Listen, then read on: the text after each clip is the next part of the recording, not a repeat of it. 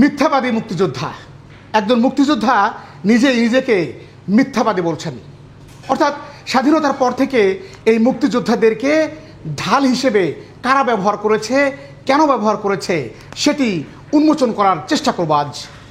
আমাগো মানে হুমকি দিয়া, অস্ত্র ধরাইয়া, পিস্তল ধরিয়া এই সমস্ত করে, যেমন মাহাতাব বলল এরকম সানাউল্লাহ বাস্টার পর্যন্ত গাইল দিয়েছে, আমাকে কইছে বোধাই বাংলা কথায়। ওখানে অ্যাডভোকেট যারা ছেলে ওই শহীদ হায়দার আলী, তারপর সাইদুর রহমান, রানা দাশগুপ্ত, এরাও আমাদের অনেক প্রসার দেশে সাক্ষী দিতে হবে।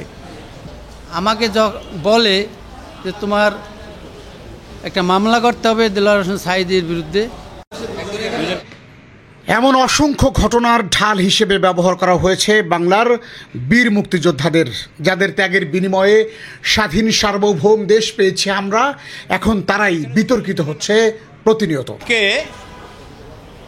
একজন মুক্তিযোদ্ধা কমান্ডার, উপজেলা মুক্তিযোদ্ধা কমান্ডার হিসাবে এই এজাহারে বর্ণিত ওই আসনের তৎকালীন আসামি তাকে প্রথমত মামলা করতে বাধ্য করেছিল। যে ঘটনাগুলোর বর্ণনা উনি দিয়েছেন, খুন, জখম, অপহরণ, অগ্নিসংযোগ সহ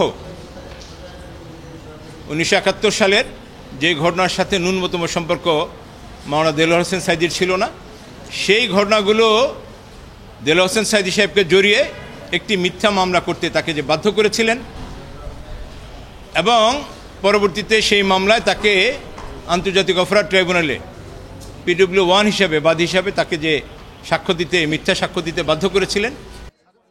৭১ পরবর্তী 54 বছরে দেশের আপামর জনতার কাছে সর্বজন সম্মানীয় মুক্তিযোদ্ধাদের অধিকাংশই সততার সঙ্গে এখনও বসবাস করে যাচ্ছে। এমনও দেখা গেছে দেশের জন্য জীবন বাজি রাখা অনেকেই ভাতাও নিচ্ছেন না ইচ্ছা করেই। নিঃস্বার্থ সেই মুক্তিযোদ্ধাদের অবদান ম্লান হয়ে যায় যখন বিতর্কিত কর্মকাণ্ডে জড়িয়ে পড়েন তাদেরই কেউ কেউ। স্বাধীনতার পর যত সময় গড়িয়েছে ততই সম্মানিত হয়েছেন মুক্তিযোদ্ধারা। এবারই প্রথম তাদের বিরুদ্ধে সোচ্চার তরুণ সমাজ বা জেনজি। রাষ্ট্র বিনির্মাণে নতুন করে স্বপ্ন দেখা জেনজি সত্য মিথ্যার পার্থক্য বুঝতে পারেন। তারা আবেগে ভাসছেও না, আবার কঠিন প্রতিশোধ পরায়ণও নয়। এরা বিচার বিশ্লেষণ করে জাতিকে সত্যিকারের ইতিহাস তুলে দেওয়ার চেষ্টা করছে। আমরা ৭১-এর পরাজিত শক্তিদের এই আর্ট, কার্টুন, মানে মোটা সোটা জাতীয় মুখ করা, এগুলো তো গত 50 বছর দেখে বড় হয়েছি আমরা। তো সেই গণজাগরণ মঞ্চের, শাহবাগের নাচ গান, উদ্দীপনা, এগুলো তো আমরা দেখেছি। তাহলে সাডেনলি 24-এর পরাজিত যারা গণঅভ্যুত্থানের পরাজিত শক্তি, সেই নতুন নব্য রাজাকার আলবদরদেরকে নিয়ে এই কালচারাল আর্ট ফর্মে যে প্রতিবাদ হচ্ছে, এটা গায়ে লাগছে।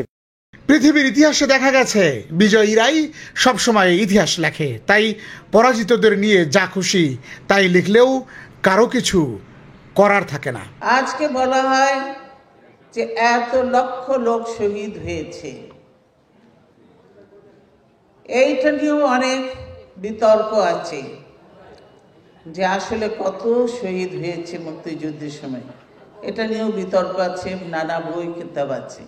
24-এর সুপার হিরোদের দিকে নজর রাখলেও বোঝা যায় তারা প্রকৃত ইতিহাস জানতে চায়। কিন্তু এক শ্রেণীর জ্ঞানপাপী যারা চেতনার দণ্ড নিয়ে গত 54 বছরে মানুষের উপর জুলুম অত্যাচার চালিয়েছে, তারাই সেই সত্য উদ্ঘাটন হতে দিতে চায় না।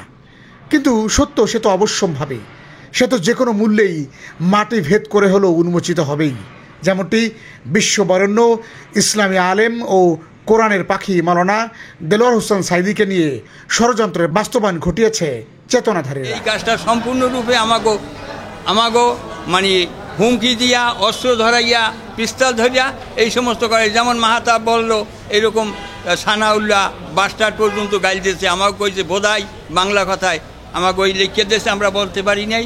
হ্যাঁ, এগুলার পরে আর আইয়া মানে অবান্তর গালাগালিও করছে, কিন্তু কর্ম কি করার তো উপায় নাই কিছু।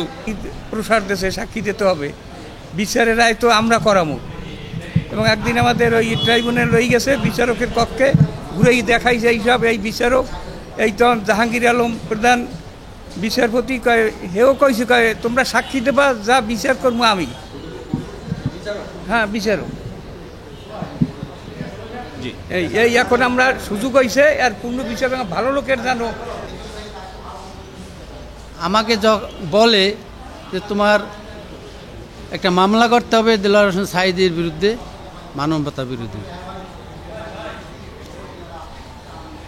আমি এই কথা যখন উনি বলে তখন আমি কিছু সময় চিন্তার ভিতরে পড়ে যাই। তারপরে তার কাছে আমি অনেক অনুনয় বিনয় করি, আমার ব্যক্তিগত পরিবেশ পরিস্থিতি সম্পর্কে বলি। এখনও সেই চেতনা ফেরি করে বেড়াচ্ছেন এক শ্রেণীর তরুণ যুবক, যাদের বয়স বাড়লেও বোধশক্তির বিকাশ হয়তো কোনো অন্তরায় কুরে কুরে খাচ্ছে। সংখ্যায় অতি নগণ্য সেই সব মানুষের সাথে তর্কে জড়ালেই তাদের অস্তিত্ব টিকে থাকবে। তাই তর্কে না জড়িয়ে সময়ের কাছে ছেড়ে দিতে হবে সেসব মিথ্যার তল্পিবাহকদের। বাতেন বিপ্লব।